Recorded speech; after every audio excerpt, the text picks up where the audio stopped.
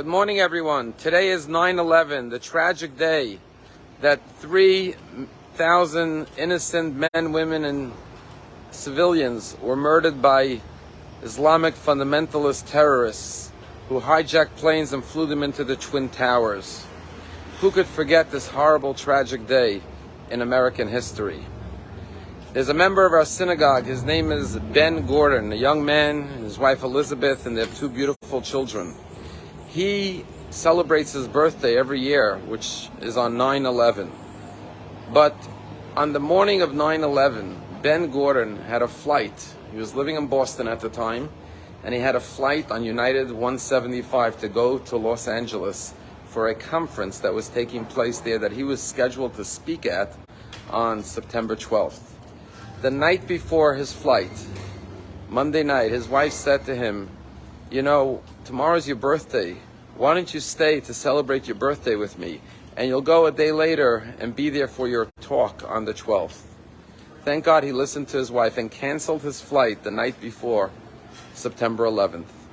And you could imagine the horror when he saw the plane that he was supposed to be on, that he had a ticket to be on, being blown up in mid-air.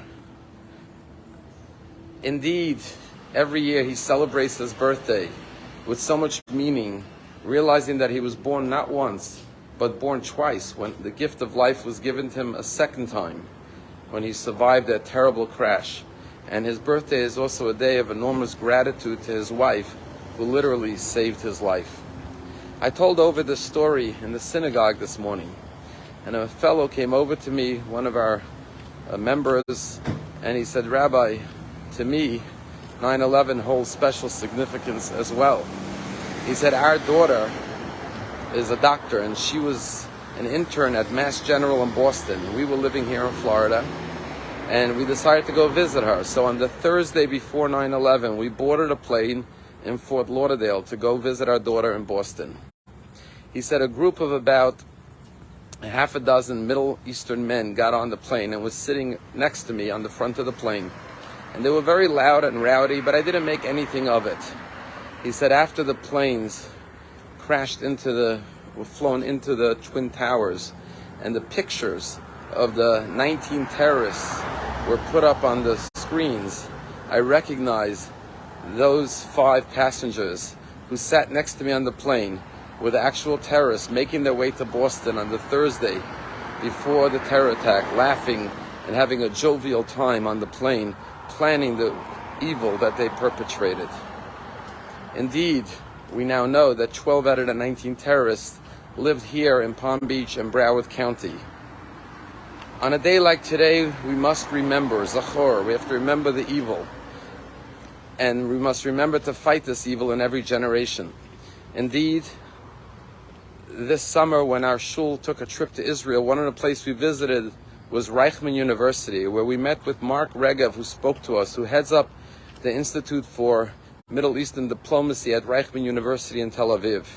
And one of the things he told us was that every year, to commemorate 9/11, the Reichman University Center for Counterterrorism hosts the largest conference in the world about counterterrorism, because indeed Israel are the experts, unfortunately, in countering terrorism. All the airlines turned to El Al to figure out how to have security on their planes after 9/11, because El Al would never allow people into the cockpit in the first place. And right now, as we speak, in Israel, there's a 3-day conference that started yesterday with 1,400 participants from 65 different countries who come to Israel, military men, intelligence people, to learn from Israel the latest technologies and methods of fighting terrorism. And indeed, Prime Minister Ariel Sharon was the first international leader to send a video message to the United States saying, "We stand with you in solidarity in the war against terrorism, and we are prepared to do anything we can to help fight terrorism and evil in the world." Today happens to be the 25th day of Elul, the day that God began the 6-day process of the creation of the world. Today is the day that it says, Bereshit bara Elokim, in the beginning God created the heaven and the earth. But it wasn't until the 6th day, Rosh Hashanah, that man was created. And man was given the commandment to protect and to nurture the world. and to harness all its powers for good. And as Moshe said to us in this week's Torah portion, I've placed before you life and death, good and evil. Choose life and goodness.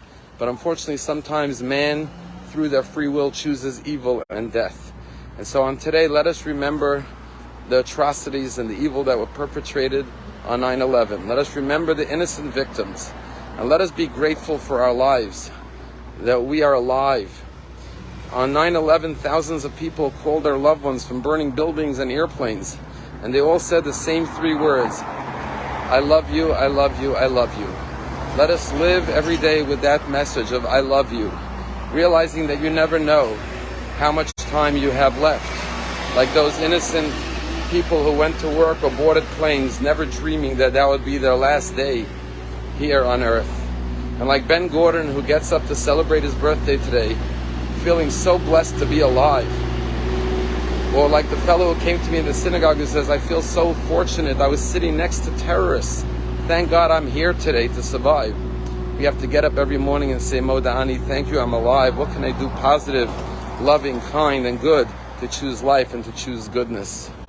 Tell a story about a man who came to the rabbi one week and said, Rabbi, I would like to give a big kiddush this Shabbat.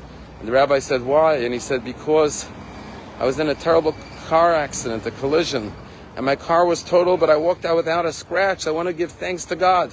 And he sponsored this big kiddush in the synagogue. The next week, another man came to the rabbi and said, Rabbi, I would also like to give a big kiddush, like the other fellow this week. And the rabbi said, why are you giving kiddush? Were you also in a car accident and walked out unscathed? And he said, no, Rabbi, I'm giving kiddush to thank God that I wasn't in an accident in the first place this week. Those who survived feel blessed and fortunate to live.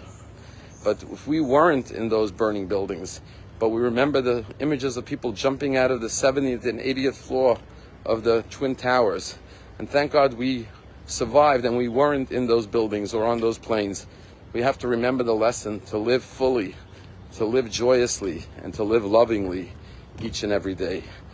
Have a meaningful day and do